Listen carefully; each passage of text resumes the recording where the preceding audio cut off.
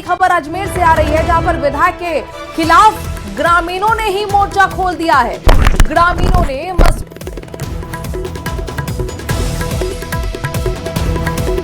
कानावत और उनके बेटे नरेंद्र कानावत पर गंभीर आरोप लगाए हैं। मामला अवैध रूप से क्रेशर बनाने और खड़ी फसलों को खराब करने से जुड़ा है। आरोप है कि आवाज उठाने पर झूठे मुकदमे में फंसा दिया गया। मसूदा नगर पालिका क्षेत्र के गोवाड़ी गांव के ग्रामीणों का आरोप है कि विधायक और उनके बेटे ने अवैध तरीके से क्रेशर को 3 अन्य पार्टनर के साथ मिलीभगत से अपने नाम कर लिया, जिसके बाद ग्रामीणों ने उपखंड अधिकारी दीप शिखा को ज्ञापन भी सौंपा। ज्ञापन के जरिए बताया कि विधायक द्वारा खड़ी फसल में जेसीबी चलवाकर क्रेशर तक जाने का रास्ता बनाया जा रहा है। अगर कोई इसके खिलाफ बोलता है तो उस पर झूठा मुकदमा दर्ज करवा दिया जाता है। कोई नौकरी चाकरी है, कोने में खेती वाला आदमी और माँ का धंधा की सबके टेस्टी बजाय क्रेशर में न लगा भाई। वहाँ रस्तो जो निकला है बीच के निकला है, दूसरा रस्तो माँ के खेतों के पड़ोस में निकला है, तो माँ का मकान बनोड़ा है, माँ के रेबा की झोपड़ी झापड़ी बनोड़ी है, मैंने तोड़ ताड़ दी थी है।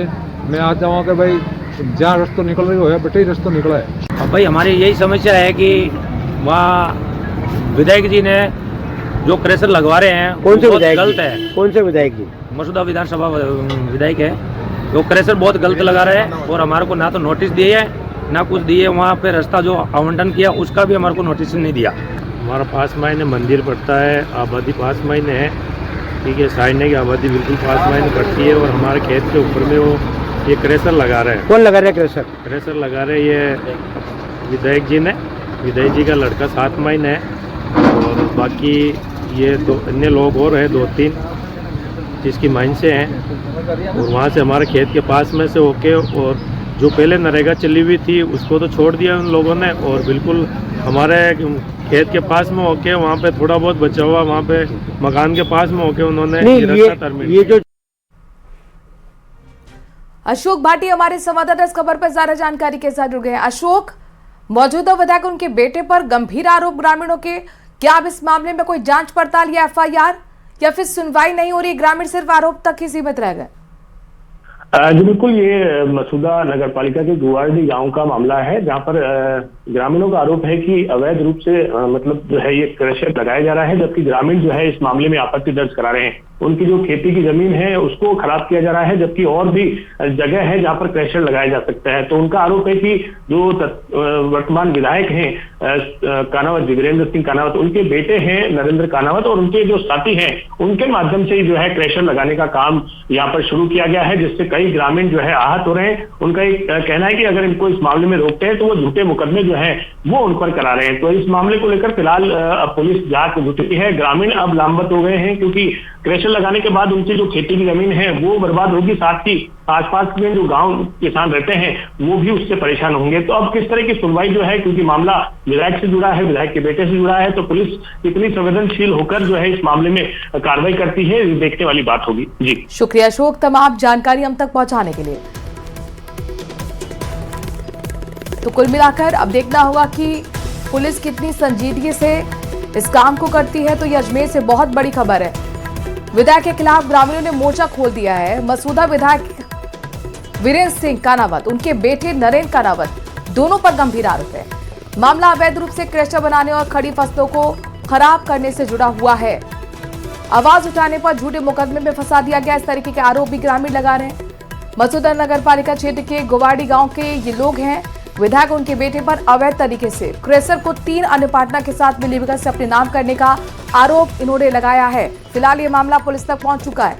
देखना होगा क्या कुछ कार्रवाई करती है विधायक के खिलाफ पुलिस, कितनी इन आरोपों में सच्चाई सामने आती है। बहरहाल हमने कोशिश की विधायक से भी बातचीत करने की, लेकिन उन्होंने फोन नहीं उठाया। राजसमंद के धोइंदा निवासी हरी जोशी की हत्या के मामले में कलेक्टर पर भारी आक्रोश देखने को मिला। हालांकि मामले के पूर्व विधायक धर्म नारायण जोशी के नेतृत्व में पहुंचे डेलीगेशन की जिला कलेक्टर, पुलिस अधीक्षक समेत प्रशासनिक अधिकारियों से वार्ता हुई। इसमें प्रशासन द्वारा सभी मांगों पर सहमति जता दी गई। हालांकि सहमति बनने से पहले धर्म नारायण जोशी ने पुलिस की कार्यप्रणाली पर सवाल खड़े किए हैं। यही नहीं, जिला कलेक्टर के सामने पूर्व विधायक धर्म नारायण जोशी ने आक्रोश भी दिखाया। धर्म नारायण जोशी ने पुलिस की कार्यप्रणाली पर सवाल खड़े किए और एक विवाद की स्थिति बन गई। धर्म नारायण जोशी और एसपी के बीच नोकझोंक की नौबत आ गई। हालांकि बाद में कुछ सहमति बनकर मामला शांत हुआ। संदिग्ध कौन व्यक्ति है? जिस व्यक्ति से वो व्यक्ति अंतिम बार मिला है या जिससे बात हुई है, तो जिस आदमी से बात हुई है, घर वालों को भी कहा है कि मैं वहां गया हूं, पुलिस को घर वालों ने बताई है, पुलिस को भी पता है वो वहां मिला है। फिर चेक मिल गए उस आदमी के, ये भी कंफर्म हो गया उससे पैसा मांगता है, पैसे के लिए वहां गया है। किसी व्यक्ति के पास मैं मान लो आज आप मेरे पास है, मैं आपके पास पैसे लेने आऊंगा, वहां से मैं गायब होता हूँ। यही सोच रहे थे ना अपन ने, कभी सोचा था क्या, कल्पना में सोचा था कि मर गए? नहीं सर, किसी ने भी कल्पना नहीं करी थी कि भाई इस तरह की। नहीं सर, ये जो केस है नहीं सामान्य वैसा केस नहीं, कोई आदमी घर से चला जावे, मोबाइल बंद कर दे। पुलिस जो ये खड़े हैं, पुलिस अधिकारी करते हैं, आपको भी पता है सर, हमको भी पता है। संदिग्ध कौन व्यक्ति है? जिस व्यक्ति से वो व्यक्ति अंतिम बार मिला है या जिससे बात हुई है, तो जिस आदमी से बात हुई है, घर वालों को भी कहा है। राजस्थान पुलिस को भविष्य की चुनौतियों के लिए तैयार करने की दिशा में एक अहम शुरुआत हो गई है। जयपुर में आज 2 दिवसीय राज्य स्तरीय पुलिस सम्मेलन में हाईटेक अपराध, साइबर क्राइम और बेहतर पुलिसिंग पर मंथन हो रहा है। सम्मेलन में मुख्यमंत्री भजनलाल शर्मा और गृह राज्य मंत्री जवाहर सिंह बेढम ने शिरकत की।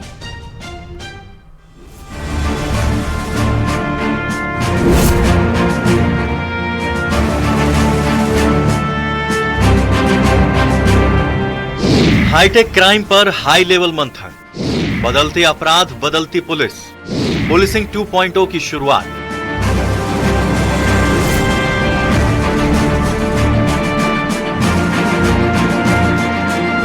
हाईटेक और साइबर अपराधों से निपटना आज के समय में पुलिस के लिए एक बड़ी चुनौती बनता जा रहा है।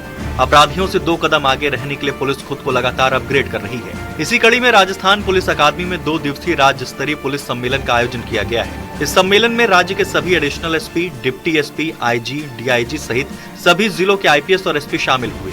कार्यक्रम में मुख्यमंत्री भजनलाल शर्मा ने कहा कि राज्य सरकार पुलिसिंग को बेहतर बनाने के लिए पूरी तरह प्रतिबद्ध है और समय समय पर पुलिस को आधुनिक बनाने के लिए बड़ा बजट जारी किया जा रहा है। किसी राज्य की अगर अर्थव्यवस्था मजबूत होगी, वहां का विकास होगा, तो निश्चित रूप से कानून व्यवस्था का बहुत बड़ा हाथ उसमें होता है। गृह राज्य मंत्री जवाहर सिंह बेढम ने बेहतर पुलिसिंग पर जोर देते हुए कहा कि अपराध पर नियंत्रण सरकार की सर्वोच्च प्राथमिकताओं में शामिल है। कहीं आतंकवादी की घटना है, नक्सलवाद की घटना है, जाति धर्म के आधार पर भेद करके आपस में शांति व्यवस्था को खराब करने के लिए काम करते हैं, तो उसके लिए एक मैकेनिज्म तैयार करने के लिए आज का एक सम्मेलन निश्चित रूप से एक महत्वपूर्ण कड़ी साबित होगा। माननीय मुख्यमंत्री जी का मैं साधुवाद और धन्यवाद ज्ञापित करना चाहूंगा, आभार व्यक्त करना चाहूंगा कि आपने इन 2 वर्षों में पुलिस की आवश्यकताओं की पूर्ति के लिए भी बजटीय प्रावधान किए हैं। कार्यक्रम में डीजीपी राजीव कुमार शर्मा भी मौजूद रहे। उन्होंने बताया कि इस 2 दिवसीय सम्मेलन में अलग अलग विषयों पर सत्र आयोजित किए जाएंगे, जिनमें हर तरह के अपराध पर चर्चा होगी। सम्मेलन में हुई चर्चाओं के क्रम में राजस्थान में राज्य के क्षेत्रफल, सीमावर्ती जिलों और पर्यटन प्रधान क्षेत्रों में रणनीतिक पुलिसिंग की आवश्यकता है। राज्य की अंतर्राष्ट्रीय सीमा, सांप्रदायिक संवेदनशील क्षेत्र और संगठित अपराध के नेटवर्क को देखते हुए आसूचना आधारित पुलिसिंग और अंतर्राज्यीय समन्वय आवश्यक है। साइबर अपराध और संगठित अपराध जैसे मुद्दे प्रदेश के लिए गंभीर चुनौती बने हुए हैं। अब देखना होगा कि इन चुनौतियों से निपटने के लिए राजस्थान पुलिस खुद को कितनी तेजी से आधुनिक और सक्षम बना पाती है। न्यूज़ 18 राजस्थान के लिए जयपुर से आसिफ खान की रिपोर्ट।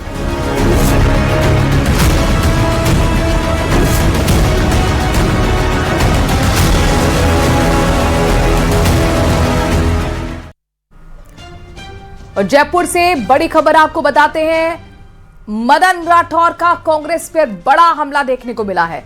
पूर्व मुख्यमंत्री अशोक गहलोत पर निशाना साधते हुए मदन राठौर ने कहा कि कांग्रेस राज में खून से सड़कें लाल रहती थी, बजरी माफियाओं को संरक्षण मिलता था।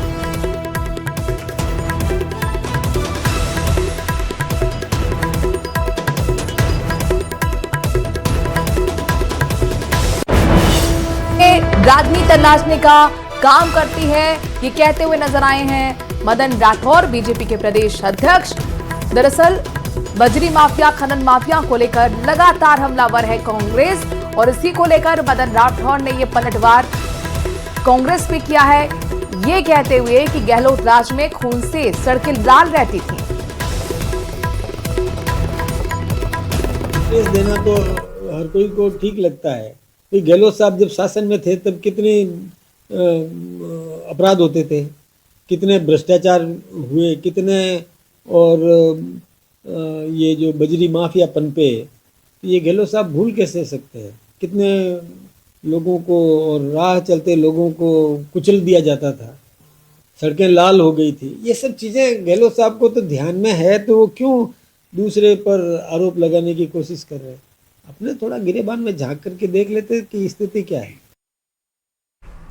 केंद्रीय गृह मंत्री अमित शाह 3 महीने में दूसरी बार राजस्थान के 2 दिवसीय दौरे पर आ रहे हैं। उनका 9 को जोधपुर और 10 जनवरी को जयपुर आने का कार्यक्रम प्रस्तावित है। इस दौरान शाह राजस्थान पुलिस अकादमी यानी कि आरपीए में आयोजित राज्य स्तरीय समारोह में हाल ही में चयनित 10,000 पुलिस कांस्टेबल को नियुक्ति पत्र बांटेंगे। इस कार्यक्रम को लेकर पुलिस प्रशासन और राज्य सरकार की तैयारियां लगभग पूरी कर ली गई हैं। इधर प्रदेश बीजेपी ने साफ कर दिया है कि अमित शाह का दौरा पूरी तरह सरकारी है। इस दौरान संगठनात्मक किसी तरह की कोई बैठक नहीं होने वाली। करीब कार्यक्रम है और जिसमें जोधपुर में भी और इनके पुलिस कैंपस का काम है और यहाँ जयपुर में भी वही काम है, सरकारी कार्यक्रम है।